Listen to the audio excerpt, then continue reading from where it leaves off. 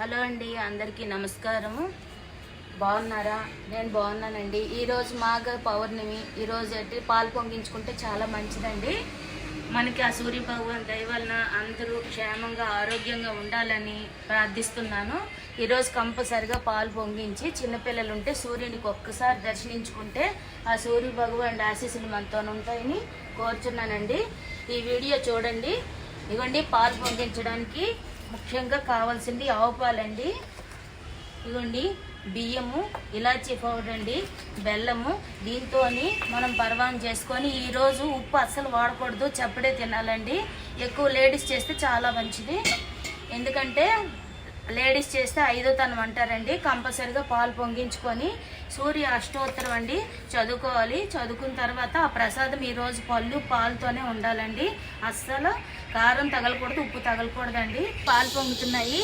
బియ్యం వేసుకోవాలండి, రేగిపండు, చెరుకు ముక్కలు వేసుకోవాలండి.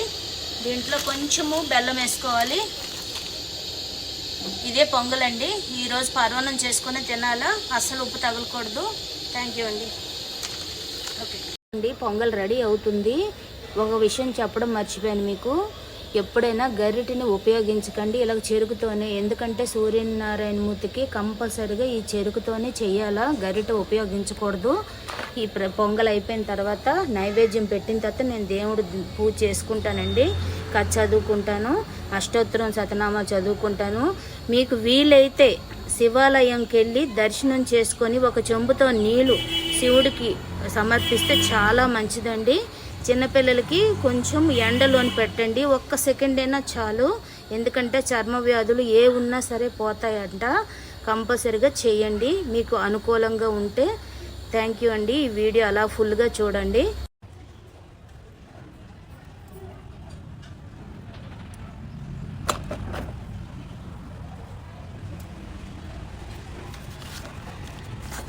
ఓం అరుణాయ నమః, ఓం శరణ్యాయ నమః, ఓం కరుణా. Thank you. ఈ వీడియో లైక్ చేయండి, సబ్స్క్రైబ్ చేయండి. థ్యాంక్ యూ అండి.